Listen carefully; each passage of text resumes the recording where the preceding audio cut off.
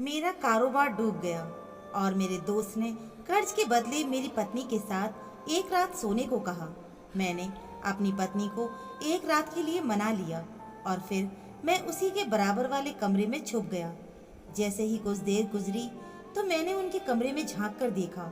जब मेरे दोस्त ने मेरी पत्नी को पकड़ा तो मेरे माथे पर पसीने छूट गए, क्योंकि मेरी पत्नी तो पता है कि एक गैरतमंद मर्द के लिए सबसे मुश्किल काम क्या होता है।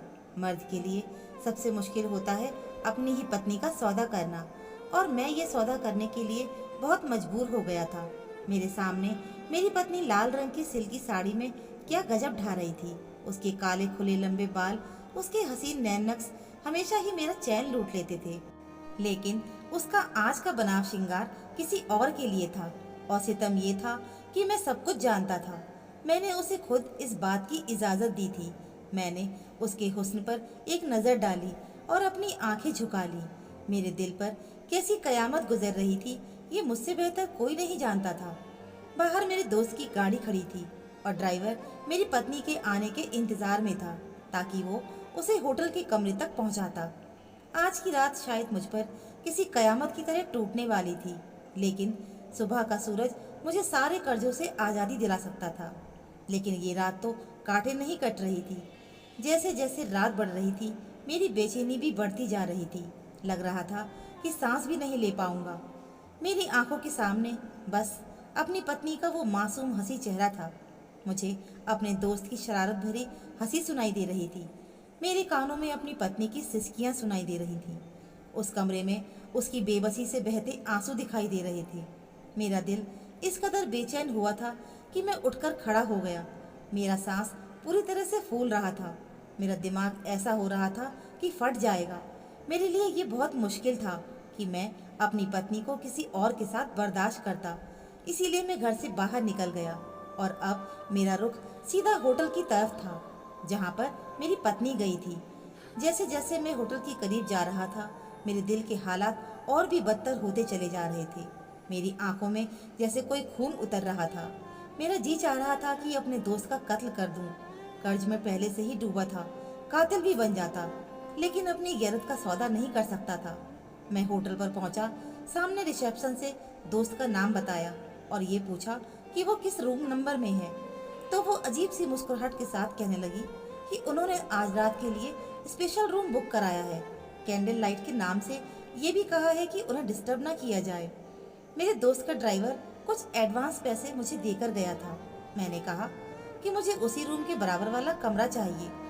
मेरी बेचैनी उस वक्त इतनी ऊंचाई पर थी कि शायद शब्द नहीं थे कि मैं अपने दर्द को बयान कर सकता। कमरे की चाबी मेरे सामने थी और मैं उसी कमरे के बराबर वाले कमरे में चला गया। दोनों कमरों की गैलरी अलग अलग थी। बस बीच में एक दीवार थी जिसे पार करना मेरे लिए कोई मुश्किल नहीं था। मैंने बड़े धीरे से दीवार फलांगी और अपने दोस्त के उस स्पेशल रूम के कमरे की गैलरी में पहुंच गया। मेरी जेब में उस वक्त तेज धार वाला चाकू था और मैं इरादा कर चुका था कि मैं उसे छोड़ूंगा नहीं, फिर बेशक मेरा जो मर्जी अंजाम हो जाए। लेकिन जैसे ही मैंने गैलरी के शीशे का दरवाज़ा खोलकर पर्दा हटाकर कमरे के अंदर का मंजर देखा तो मेरे होश ही उड़ गए। मेरे हाथ से चाकू जमीन पर गिर गया था। मेरे हाथ पूरी तरह से कपकपा रहे थे। मेरे पूरे वजूद पर जैसे कयामत आन गिरी थी, क्योंकि मेरी पत्नी और मेरा दोस्त। अपने दोस्त की बात सुनकर मैं उससे नजरें नहीं मिला पा रहा था। हम एक फास्ट फूड के रेस्टोरेंट में बैठे थे। मेरे सामने रखी मेज पर अलग अलग प्रकार के बर्गर मौजूद थे। मेरा दोस्त बैठा मुझे एकटक देखे जा रहा था। कहने लगा, अच्छी तरह सोच लो, ज़बरदस्ती नहीं है। वक्त लेना चाहते हो तो ले सकते हो, लेकिन सिर्फ आज रात का। इससे ज़्यादा मैं तुम्हें वक्त नहीं दे सकता। शायद उसके लिए ये सब कहना आसान था, लेकिन मेरे लिए सुनना आसान नहीं था। लेकिन उस वक्त मैं कर्जों में डूबा हुआ था। इतना कर्जबंद था कि अपनी पत्नी के बारे में ऐसी बातें सुन रहा था जो कि मर्द की गैरत पर गहरी चोट होती है। मेरे दोस्त ने जब मुझे यूं चुप और खामोश देखा तो कहने लगा, खाना तो खाओ, इसके पैसे नहीं लूँगा। ये कहकर वो मुस्कुराया। कहने लगा, तुम ज़्यादा ही इस चीज़ को सोच रही हो। हालांकि जिस माहौल में मैं निवास करता हूँ, ये तो एक आम सी बात है। तुम्हें यकीन नहीं आएगा, लेकिन मेरे पार्टनर्स अपनी पत्नियों को खुद होटल के कमरों में भेजते हैं। करोड़ों रुपयों का कॉन्ट्रैक्ट पेपर एक रात साइन हो जाता है। तुम भी माला माल हो जाओगे। मैं दोनों हाथों की मुट्ठियां भींचे नजरें झुकाए कैसे बकवास सुन रहा था। मैं ये नहीं जानता था कि बेबसी इंसान को ना जाने कैसे कैसे समाज के रंग दिखाती है। सामने बैठा मेरा दोस्त बड़े चाव और मजे से बर्गर खा रहा था, लेकिन मैं यूं था कि जैसे ये जान हलक में लिए बैठा हूँ। मुझे याद आने लगा कि मैं बड़े घमंड से कभी ये कहता था कि जिस मर्द में गैरत नहीं उसे मर्द कहलाने का हक ही नहीं है। और आज मैं जो कुछ अपनी पत्नी के लिए सुन रहा था मेरे लिए मौत के बराबर था। आपने ऐसी बहुत सी औरतें देखी होंगी जो अपनी मजबूरी की वजह से खुद को दूसरों के सामने बेच देती हैं, लेकिन शायद मैं पहला मर्द था जो अपनी मजबूरी की खातिर अपनी पत्नी को एक रात के लिए बेचने का सौदा कर रहा था। मेरी वो पत्नी जो ईश्वर की भक्ति में लीन रहती थी। आज तक मेरे अलावा उसे किसी ने छुआ तक नहीं था। छूना तो दूर की बात, उसे किसी ने देखा तक नहीं था। मुझे याद आने लगा, जब भी हमें शादी पर जाना होता तो महक दुपट्टा से घूंघट निकालती तो मैं उसे कहता कि तुम भी क्या हर वक्त खुद को लपेटे रखती हो। शादी पर सब औरतें सज संवर कर आएंगी, मेकअप से वो खूबसूरत लगती हैं। तुम तो वैसे भी बेहद हसीन हो। मेरा भी जी चाहता है कि तुम भी तैयार होकर जाओ ताकि सब औरतें तुम्हें देखती रह जाएं और कहें कि विनय की पत्नी कितनी खूबसूरत है। मेरी बात सुनकर वो मेरे गले में बाहें डालकर बड़े प्यार लगाव से कहने लगी, विनय, मेरा हुस्न तो सिर्फ आपके लिए खास है। मैं इसे लोगों को दिखाकर आम क्यों करूं? मेरा तो जी चाहता है कि मुझे आपके अलावा कोई आंख न देखे। महक की बात जैसे अब भी मेरे कानों में गूंज रही थी। मेरी आंखों से दर्द से आंसू निकले थे। मैं अपनी ऐसी पाक पत्नी का सौदा करने जा रहा था। नहीं नहीं, मुझे ये सब स्वीकार नहीं। मेरे दिल की आवाज़ जुबान पर आई थी। मेरे दोस्त का बर्गर जो मुंह के करीब था हाथ में ही रह गया। एक पल वो मुझे जांचती हुई नज़रों से देखने लगा। कहने लगा, कोई बात नहीं, लाओ निकालो मेरे 70 लाख रुपए। अपने दोस्त की उदासीनता देखकर मेरी आंखों का पानी मेरे गालों पर गिर गया था। हालांकि मैं कोई कमज़ोर मर्द हरगिज़ नहीं था, बहुत मजबूत दिल का मालिक था, लेकिन अब टूट चुका था। मैंने फिर अपने दोस्त से कहा कि मुझे थोड़ा वक्त दे दो, इतनी बड़ी रकम का इंतज़ाम एक रात में नहीं कर सकता। वो कहने लगा कि मैं तुम्हें और वक्त नहीं दे सकता, मेरे पास आज की रात है, या तो तुम मेरी बात मान लो या फिर पैसों का इंतज़ाम कर दो। मैं वहाँ से उठकर बाहर निकल आया। हालांकि मौसम सर्द था, हवाएं भी ठंडी चल रही थीं, लेकिन मुझे घुटन का एहसास इस कदर से हो रहा था कि सांस लेना भी मुझे भारी लग रहा था। मैं जाने कैसे अपने घर पहुंचा था। रात के 2 बज गए थे। मैंने दरवाजे की बेल दी तो फौरन से महक की आवाज़ आई। मैंने कहा, मैं हूँ, दरवाज़ा खोलो। उसने फौरन से दरवाज़ा खोला। मुझे देखकर कहने लगी, आप कहाँ रह गए थे? कब से आपका इंतज़ार कर रही हूँ। मैं क्या जवाब देता कि मैं कहाँ से आ रहा हूँ। मैंने कोई जवाब नहीं दिया और खामोशी से मरे कदमों से अपने कमरे में जाने लगा तो महक मेरे पास आ गई। कहने लगी, विनय, आपने जवाब नहीं दिया। मैंने कहा कि मेरे सर में दर्द है। वो कहने लगी कि विनय, मैं आपके लिए खाना गर्म करूं? मैंने नहीं में सर हिला दिया। मैंने कहा कि मैं खाना खाकर आया हूँ। बेशक वहाँ खाने के लिए सब कुछ मौजूद था, लेकिन मेरी भूख तो दोस्त की बात सुनकर ही मिट चुकी थी। महक मेरे पास आ गई, मेरा चेहरा देखने लगी। कहने लगी, क्यों झूठ बोल रहे हो विनय? मुझे पता है आपने कुछ नहीं खाया और मैं भी आपका इंतज़ार कर रही थी। मिलकर खाना खाते हैं। महक की यही तो बात थी। वो मेरी आंखों से झांककर मेरे दिल के हालातों को बता देती थी। या शायद पति पत्नी का रिश्ता ही कुछ ऐसा होता है कि शब्दों की ज़रूरत नहीं पड़ती।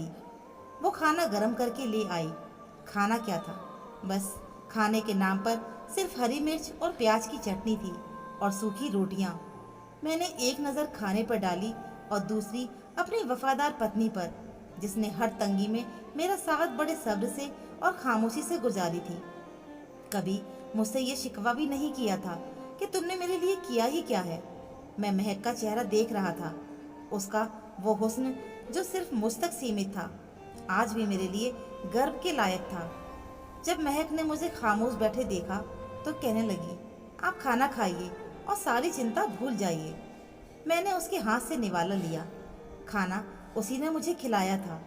फिर मुझसे पूछने लगी कि बताएं, क्या कहा आपके दोस्त ने, क्या वो आपकी मदद करेगा? अपने दोस्त के पास जाने से पहले महक से कहकर गया था कि मेरे दोस्त ने मुझे बुलाया है। कह रहा था कि मेरी मदद करेगा। तुम प्रार्थना करना कि मामला बन जाए। लेकिन जो शर्त मेरे दोस्त ने रखी थी वो मैं पूरी नहीं कर सकता था। मैंने नहीं में सर हिला दिया। मैंने कहा नहीं, वो मामला भी नहीं बना। ये सुनकर महक के चेहरे पर भी मुरझाहट की लकीरें गिर गईं, लेकिन फिर भी मुझे तसल्ली दे रही थी कि आप फिक्र ना करें। मैंने कहा कि वो कल ही मुझसे पैसे मांग रहा है, मैं कहाँ से दूं? मैंने उसका हाथ थामकर बेबसी से कहा। वो कहने लगी, उससे कुछ वक्त ले लेते। मेरे पास जो कुछ था मैंने मैं सब कुछ बेच चुकी हूँ। अब तो मेरे पास बेचने के लिए कुछ भी नहीं बचा। उसकी बात ने मेरे दिल की धड़कनों को बढ़ाया था। मुझे अपने दोस्त की बात याद आने लगी, जो कह रहा था कि जिसकी इतनी खूबसूरत पत्नी हो उसे और क्या चाहिए। तुम तो अपनी पत्नी से इतना कैश कर सकते हो कि तुम्हारा कर्जा भी उतर जाएगा और तुम माला माल भी हो जाओगे। मुझे अपने दोस्त के मुंह से ये बात बहुत बुरी लगी थी। मैंने कहा कि तुम होश में तो हो कि तुम क्या कह रही हो? वो कहने लगा कि हाँ, मैं बिल्कुल होश में ही हूँ। मैंने कहा, मेरी पत्नी को तुमने कहाँ देखा? और इस बात पर वो हंसने लगा। कहने लगा, ताड़ने वाले तो कयामत की नज़र रखते हैं। सामने वाला व्यक्ति 7 पर्दों में भी क्यों न छुपा हो, तुम बस आम खाओ और पेड़ मत गिनो। मैंने तुम्हारी पत्नी को कहाँ देखा था, कैसे देखा था, इस बात को छोड़ो। बस मुझे बताओ, अगर तुम्हें सौदा मंजूर है तो मैं आगे पार्टी से बात कर लेता हूँ। चंद रातें तुम्हारी पत्नी की मेरी मर्जी के मुताबिक गुजरेंगी और तुम्हारा कर्जा खत्म। जैसे जैसे तुम्हारी पत्नी का हुस्न मेरे काम आएगा, मैं तुम्हें भी माला माल करता चला जाऊंगा। वो किस कदर बेशर्म और कमीना इंसान था। अगर मैं कर्ज में डूबा ना होता तो उस वक्त उसका गिरेबान पकड़कर उसे मार मार कर लहूलुहान कर चुका होता। कमबख्त कर्जदार भी लोगों की नज़र में 2 टके की औकात नहीं रखते, इसीलिए जिसका जो दिल चाहता है वो कह देता है।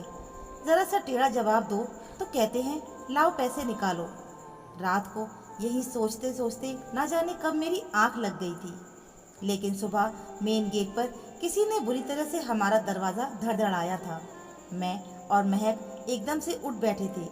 मैं फौरन से कमरे से बाहर निकला। मैंने मेन गेट का दरवाज़ा खोला तो सामने मेरा दोस्त पुलिस की गाड़ी के साथ खड़ा था। पुलिस ऑफिसर और हवलदार भी थे, मुझे गिरफ्तार करने आए थे। मेरा दोस्त ऑफिसर से कहने लगा कि इस आदमी ने मेरा पैसा देना है, लेकिन इसका दिवालिया निकल चुका है। इसके पास 1 फूटी कौड़ी तक नहीं है कि मैं इसे मोहलत दूं, इसीलिए इसे गिरफ्तार करके जेल में बंद कर दो। इससे पहले कि वो ऑफिसर मुझे हथकड़ी पहनाता, महक शायद गेट की आड़ से मुझे देख रही थी। कहने लगी, भगवान के लिए मेरे पति को मत ले जाओ, ये बेईमान नहीं है। बस हमें थोड़ी सी मोहलत दे दो, हम आपकी पाई पाई चुका देंगे। ये सुनकर मेरा दोस्त मुस्कुराने लगा। कहने लगा, मैंने तो इसे बहुत आसान रास्ता बताया था, लेकिन आपके पति को वो मंजूर ही नहीं है। फिर कहने लगा कि ये तो पैसे चुकाने के बिल्कुल भी काबिल नहीं रहा, इसके पास कुछ नहीं है कि मैं इसे वक्त दूं। आप अपनी बात करें, क्या आप मेरा कर्जा उतारेंगी? महक कहने लगी, मैं लोगों के कपड़े सिलाई करती हूँ, मैं हर महीने आपको जितनी भी रकम हो सकेगी दूंगी। ये बात सुनकर मेरे दोस्त ने अपना माथा चढ़ाया और कहने लगा, 70 लाख रुपए देने हैं तुम्हारे पति ने, मेरे 70,000 नहीं।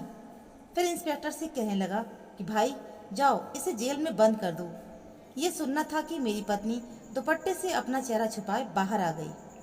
मेरे दोस्त के सामने मिन्नत करने लगी कि भगवान के लिए मेरे पतिदेव को गिरफ्तार मत करो। मेरा दोस्त कहने लगा, ठीक है, अगर आपका पति मेरी शर्त मान ले तो मैं इसे छोड़ दूंगा। महक मुझसे कहने लगी, आप क्यों नहीं इसकी शर्त मान लेते? मैंने कहा कि वो शर्त मैं नहीं मान सकता। तुम्हें कुछ मालूम नहीं है महक, तुम अंदर जाओ। मैंने सख्त अंदाज में कहा था, लेकिन महक से शायद मेरी गिरफ्तारी बर्दाश्त नहीं हो रही थी। मेरे दोस्त से कहने लगी, चौधरी साहब, मैं विनय को मना लूँगी, वो आपकी हर शर्त पूरी कर देंगे। भगवान के लिए इन्हें पुलिस स्टेशन मत लेकर जाएं। मेरे दोस्त ने पुलिस वालों को इशारा किया तो वो वापस अपनी जीप में बैठकर चले गए। मेरा दोस्त कहने लगा कि अंदर चलकर बात कर लेती है।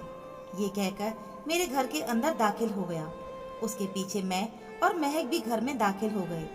लेकिन इस बार मेरा दोस्त मेरे बिना ही महक से बोला था। कहने लगा कि मैंने तो पहले भी विनय से कहा था कि बीच का रास्ता जो है उसे तुम मान जाओ तो तुम्हारे वारे न्यारे हो जाएंगे।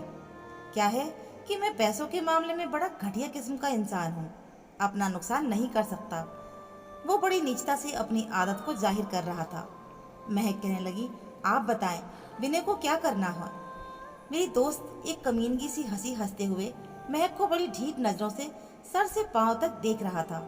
मुझे लगा कि जैसे मेरी रगों से खून की बजाय आग दौड़ने लगी हो। मैं बड़ी मुश्किल से सब्र कर रहा था। फिर वो कहने लगा, आपको बताया नहीं विनय ने कि मैंने क्या शर्त बताई थी। महक ने नहीं में सर हिला दिया। अब भी उसका चेहरा छुपा हुआ था। मेरा दोस्त कहने लगा, देखें अगर आप चाहती हैं कि इसका कर्जा माफ हो जाए तो मैं इसे एक अच्छी रकम कारोबार के लिए भी दूंगा, तो आपको एक कोशिश करनी होगी। ये कहते हुए वो महक के करीब होने लगा, लेकिन मैं बीच में आ गया। अपने दोस्त को एक हाथ से पीछे किया और सख्त अंदाज से उससे कहा कि मेरी पत्नी ऐसा कुछ नहीं करेगी और तुम जो कुछ कर सकते हो कर लो। मुझे पुलिस में पकड़वा दो या फिर फांसी चढ़वा दो। मेरी बात सुनकर महक रोने लगी। कहने लगी, विनय आप हैं तो मैं हूँ, मुझे पूछ लेने दो कि इनको क्या काम है। मैंने कहा कि तुम नहीं जानती इस आदमी को जो ये कह रहा है। वो काम मैं तुमसे कभी नहीं करवा सकता। लेकिन महक कहने लगी कि वो भी मजबूर है।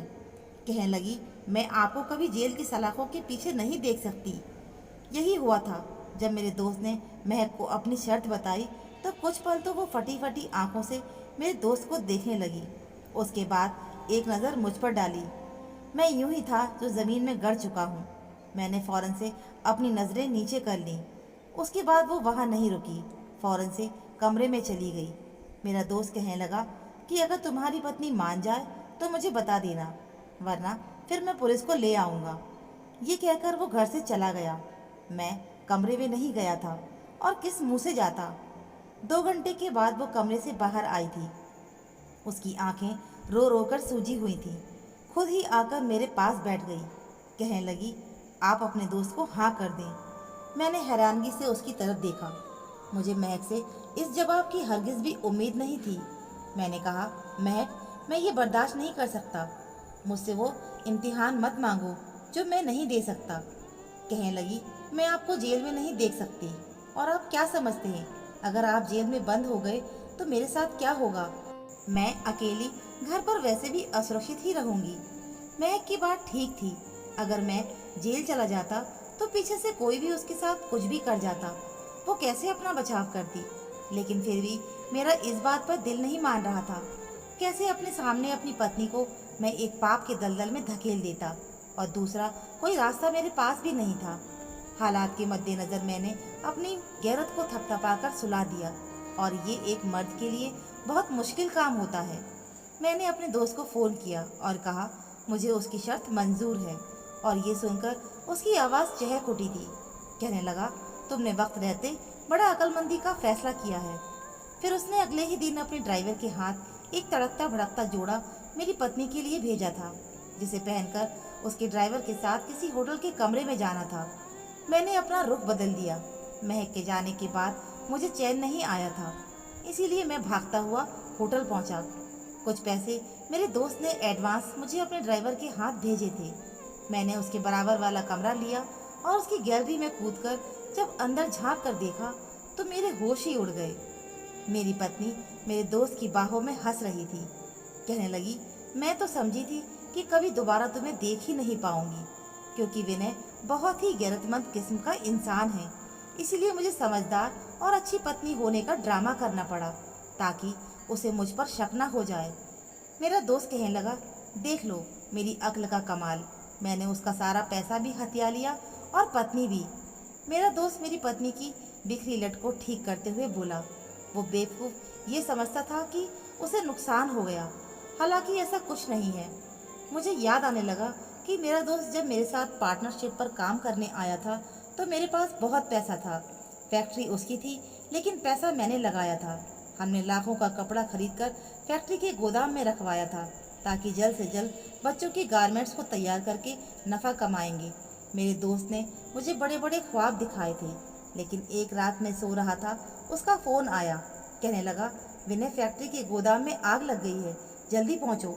जब मैं वहां पहुंचा तो मेरा पूरा गोदाम आग की लपट में था। फायर ब्रिगेड आग बुझा रही थी। मेरा दोस्त रोते हुए मेरे पास आया। कहने लगा, सारा माल जलकर राख का ढेर बन गया है। तुम्हारा तो दिवालिया ही निकल गया। सारा माल तुम्हारे पैसों का था, तुम तो सड़क पर आ गए। उस वक्त मेरी ये हालत थी कि मैं बेहोश होकर गिर गया। मेरे सीने में दर्द उठा। मेरा दोस्त मुझे हॉस्पिटल ले गया। मुझसे ये सदमा बर्दाश्त नहीं हुआ था। जब मुझे होश आया और मेरी तबीयत संभली तो महक मेरे पास बैठी रो रही थी। कहने लगी, आपके हॉस्पिटल का बिल मैंने अपना जेवर बेच कर दिया है, अब आप बिल्कुल ठीक हो जाएंगे। मैं अभी कुछ संभला ही था कि मेरा दोस्त मेरे घर मुझसे मिलने आ गया। कहने लगा, जो माल जला है उसमें तुम्हारे माल के अलावा 70 लाख का माल हमने उधार भी उठाया था ताकि पार्टी का ऑर्डर पूरा कर सके, और वो माल भी आग की नज़र हो चुका है और अब वो आदमी पैसों का तकाजा कर रहा है। मैंने कहा, मैं कहाँ से इतनी बड़ी रकम लाऊंगा? वो कहने लगा, ये तो तुम्हें सोचना चाहिए क्योंकि ये नुकसान तुम्हारा है। मेरा दोस्त और मेरी पत्नी मुझे मिलकर धोखा दे रहे थे क्योंकि अब वो कबूल कर रहा था कि गोदाम में आग लगने से पहले वो माल निकाल चुका था जो जला था। वो बेकार और ख़राब माल था और अब ये सब उसने मुझे फंसाने के लिए ही किया था ताकि मेरे सामने मेरी पत्नी के साथ रंगरलियां मना सके। उस वक्त मेरे पास मोबाइल मौजूद था। मैंने उसकी वीडियो बना ली और फिर वहाँ से सीधा पुलिस स्टेशन चला गया और उन्हें उनके किए की सज़ा दिलवा दी। तो दोस्तों, उम्मीद करती हूँ आपको हमारी ये कहानी पसंद आई होगी। इस कहानी के बारे में आपकी क्या राय है, कमेंट करके हमें ज़रूर बताएं। वीडियो को लाइक करें और चैनल को सब्सक्राइब कर लीजिए। तो मिलते हैं फिर एक नई कहानी के साथ। कहानी सुनने के लिए आपका बहुत बहुत धन्यवाद।